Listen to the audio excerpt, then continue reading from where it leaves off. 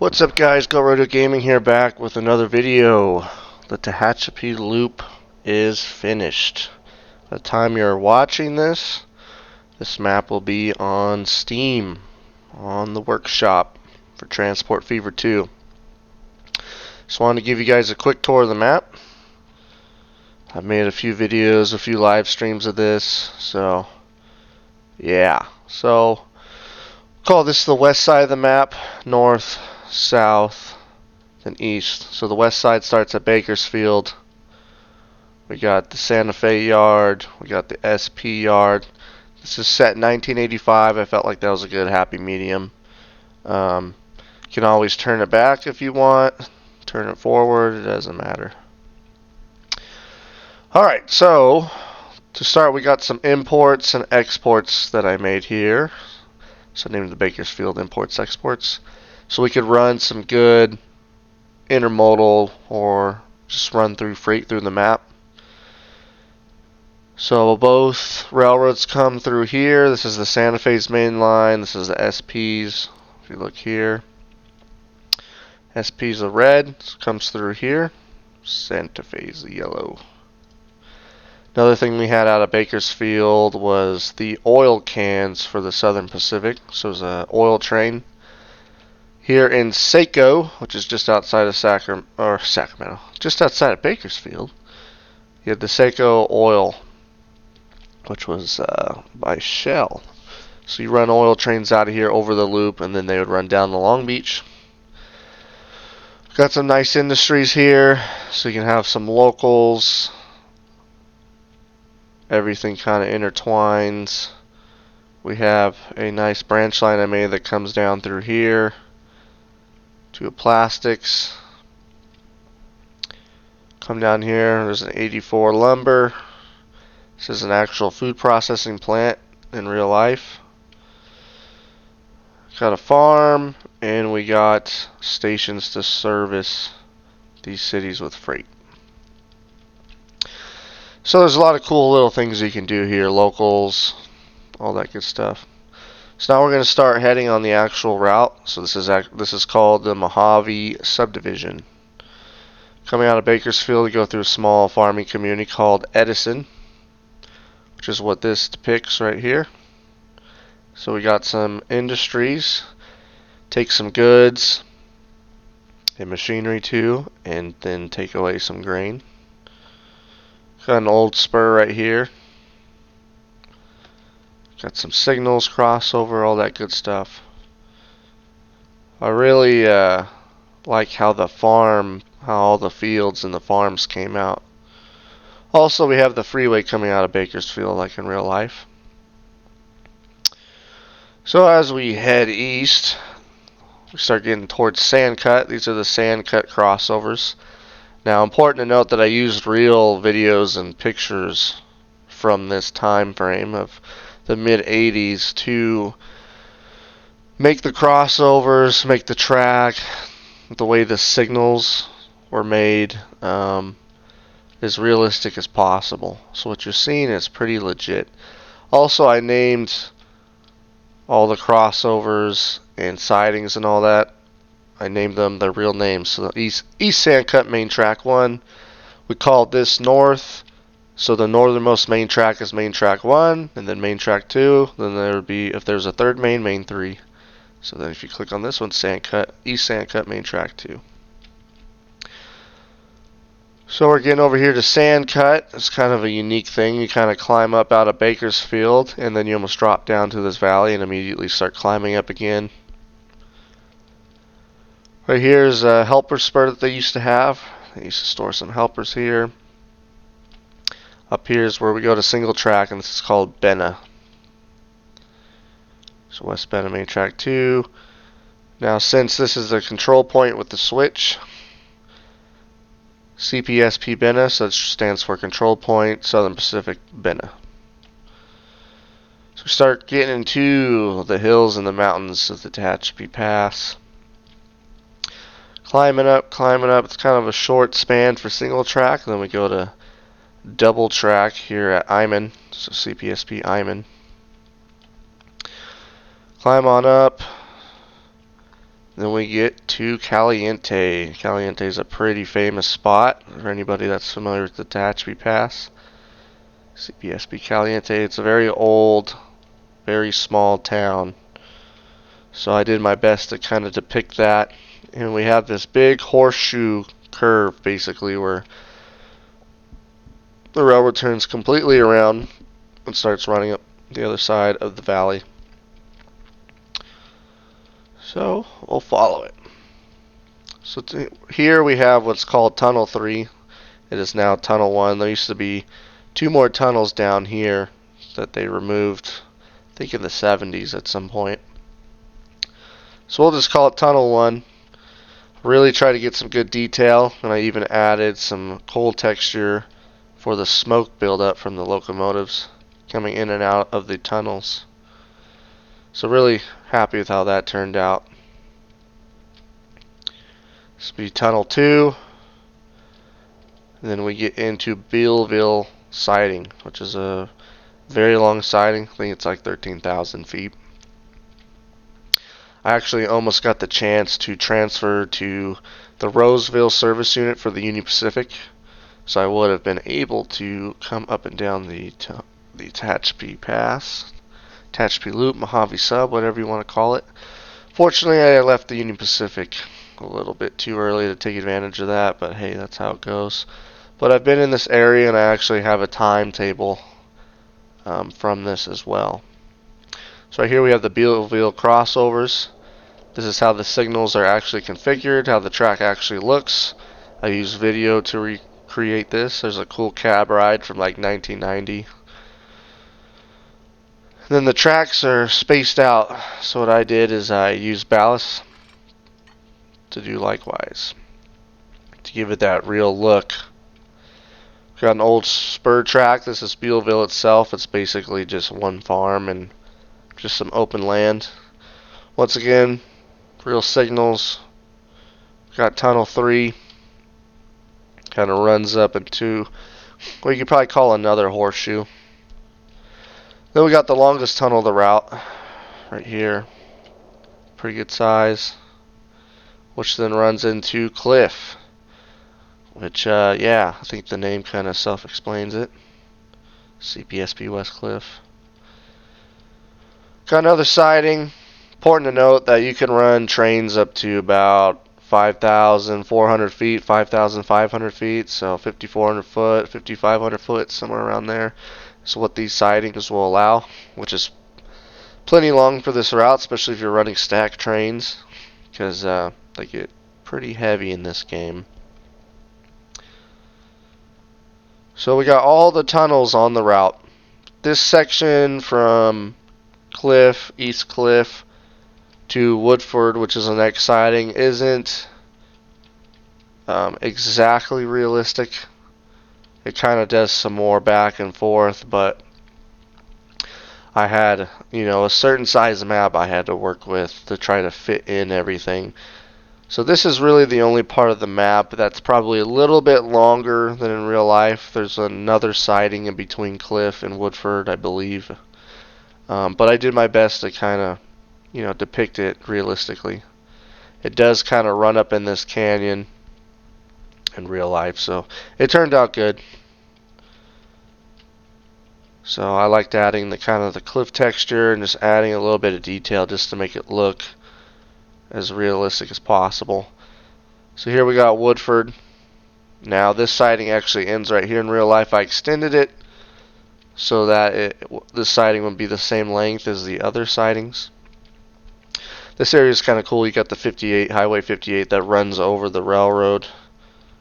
And then the railroad kind of switchbacks. We got this kind of country road next to it. We have like a little offload facility that's there in real life. It's a pretty long spur track as well that comes off the main. So this is CPSP East Woodford. Alright, so now we're getting up into the loop. The railroad kind of crosses over the river a number of times. Then we kind of get this big sweeping turn and then back into the tunnel. The loop is actually called Way Long. Come right here, CPSP West Waylong. So I've actually been here several times myself.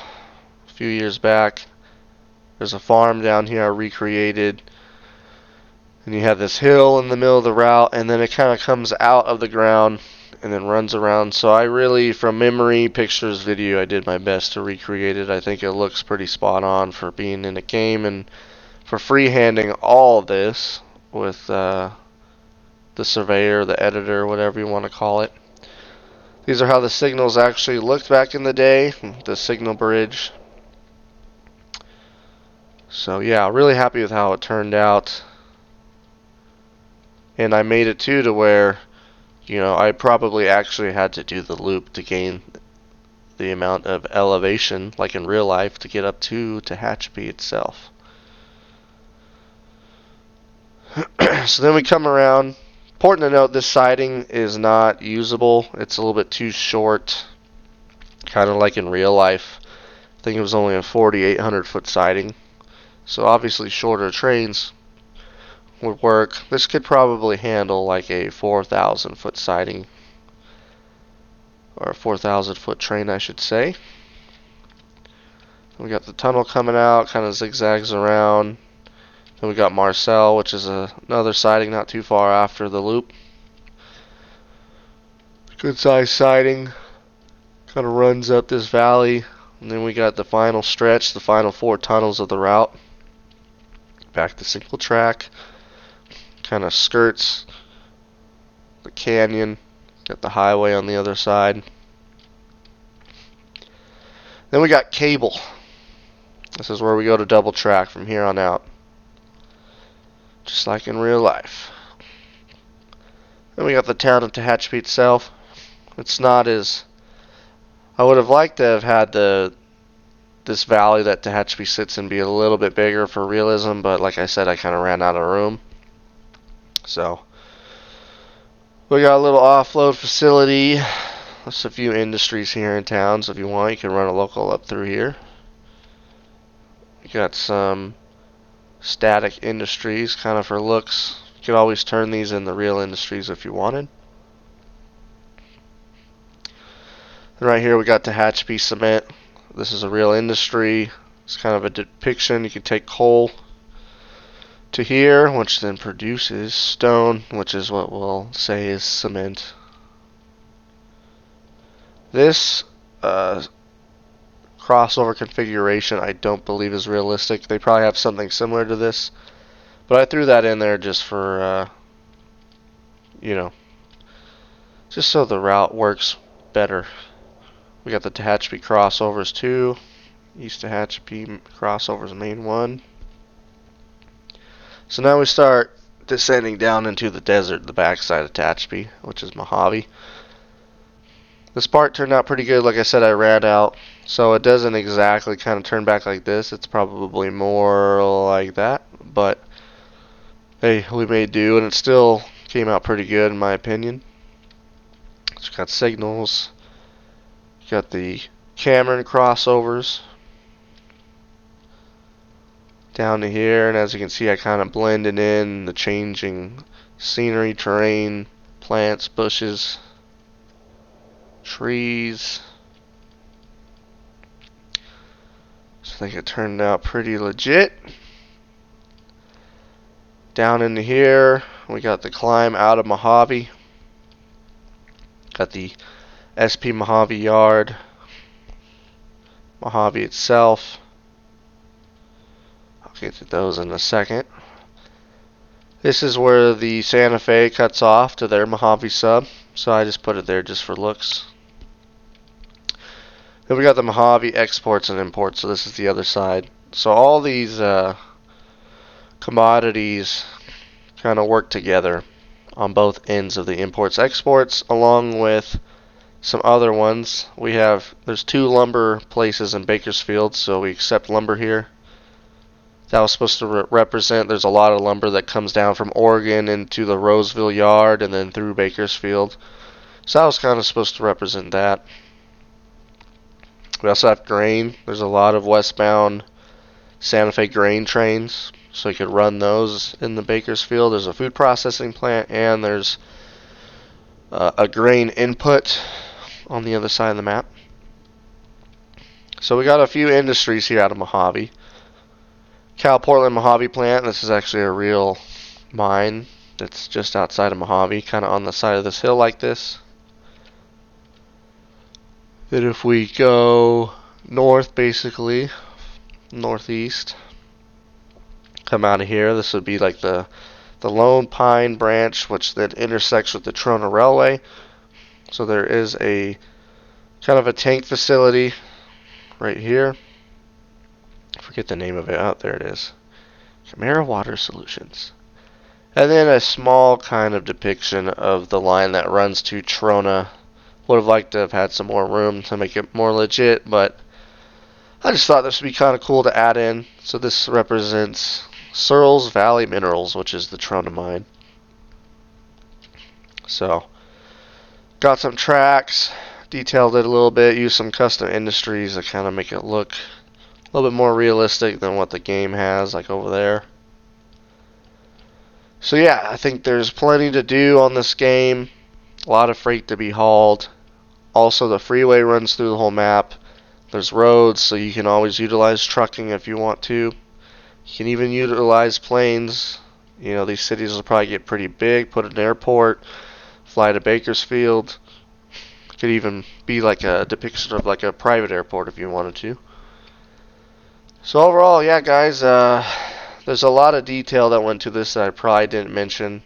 But as you explore this route and start, you know, running it yourself, those details will probably, you'll notice as time goes on, because I don't even remember them at this point.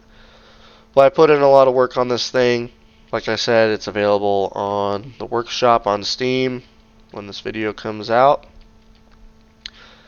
Probably the best map I've made by far. Very accurate. The mountains are a little bit exaggerated. Everything's a little bit toned down in real life, and the reason for that is because of the gradients in the game. So it's pretty much max grade from Benna all the way up to Woodford, and then it's still a good grade, but it kind of mellows out a bit from there all the way to the top of the pass. So yeah, overall good map. I've been testing it out, and yeah, I really have no complaints. One last thing I would like to show is the different routes, and then I can explain those. Oh, my thing was wigging out there. So the two main routes, so where you'll have like your intermodal trains that go from one end of the map to the other, will be your SP Mojave Sub and ATSF Santa Fe Mojave Sub. So as you can see, Santa Fe branches off here, SP comes through here. Okay, so then I made a couple hauler routes. Haulers are basically manifest trains that take freight from one place to another, not over a long distance. There's obviously manifest trains that run from, let's say, West Colton all the way to, you know, Texas, Dallas, Texas, Inglewood, Texas. These are a little bit smaller. They kind of run from yard to yard. So I created a hauler, an SP hauler, to go from basically Bakersfield to Mojave, because there's all these intersecting freights, and then there's some more freight in Mojave. So you kind of gather up freight here in Bakersfield, take it over there, haul it back. So I created that. I also created a Santa Fe hauler too, because you have all this freight you can kind of collect up, take over to Mojave, and then back. So those will be like what I will have as the manifest trains. The Mojave Sub for both railroads will be like your intermodals. Then you have, you know, Bakersfield local, which you can make here. What else? We have the SP oil cans, has its own route. Okay, we got the Mojave coal. So the coal trains, in real life, run through Bakersfield, and then they take them to Mojave Yard, because the coal goes to the the Trona mine. So the coal in this map is over here, the imports exports. And then we got the Searls Valley local, so I made that on there for you guys. Pretty simple, just runs to and from. And then we got the Tehachapi local, which runs from Mojave up to Tehachapi and back down. So you can take coal up there and then in return bring back the stone, which is cement. So besides that, guys, I think that's it. Just wanted to throw that in there real quick so that you guys don't get confused. Give me some feedback. Throw some comments in there what you think of this map if you end up playing it.